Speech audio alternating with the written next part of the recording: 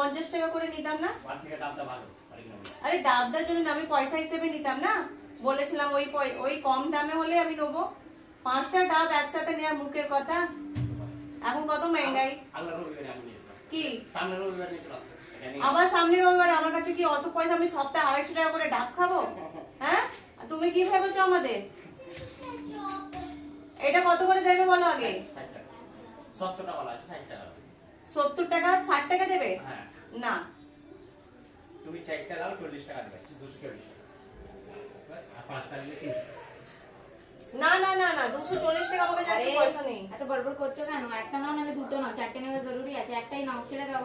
60 টাকা বলছে, তাহলে দুটো দাও। 60 টাকা বলছো না? হ্যাঁ, তাহলে দুটো দাও।